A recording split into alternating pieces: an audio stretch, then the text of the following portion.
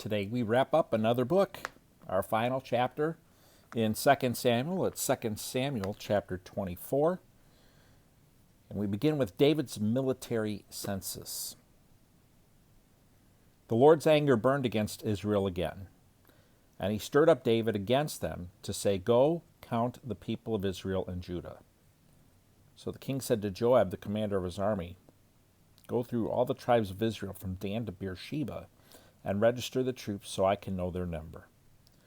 Joab replied to the king, "May the Lord your God multiply the troops 100 times more than they are, while my lord the king looks on. But why does my lord want to do this?"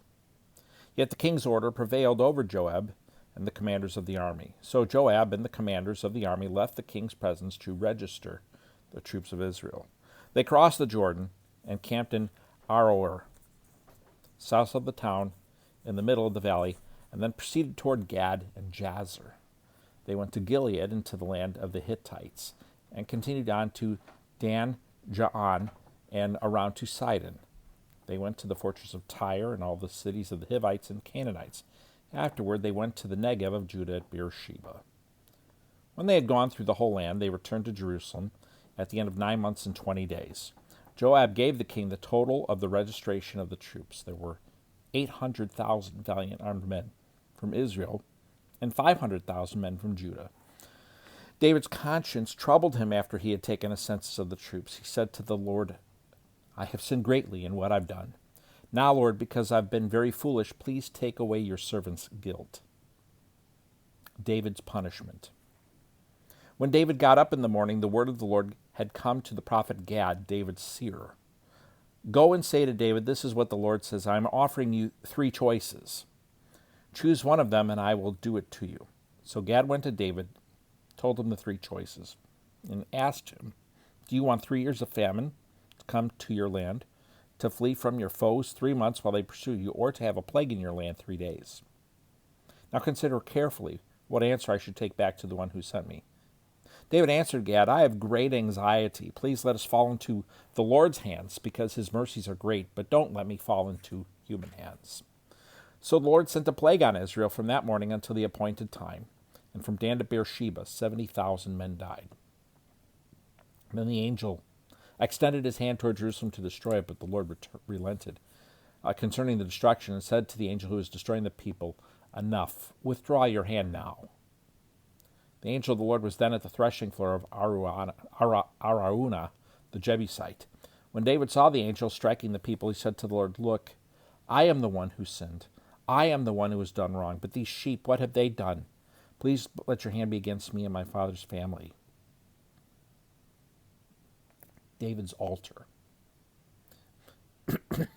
Pardon me. Gad came to David that day and said to him, "Go up and set up an altar to the Lord on the threshing floor of Araunah, the Jebusite." David went up in obedience to God's command, just as the Lord had commanded. Araunah looked down and saw the king and his servants coming toward him, so he went out and paid homage to the king with his face to the ground. Araunah said, "Why has my lord the king come to his servant?" David replied, "To buy the threshing floor from you in order to build an altar to the Lord, so the plague on the people may be halted."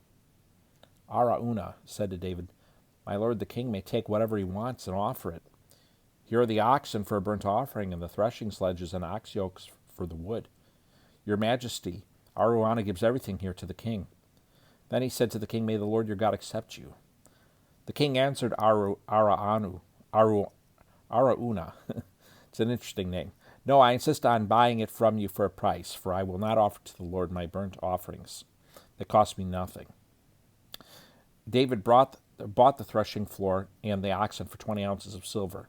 He built an altar to the Lord there and offered burnt offerings and fellowship offerings. Then the Lord was receptive to prayer for the land, and the plague on Israel ended. And that is the ending of 2 Samuel. An interesting ending.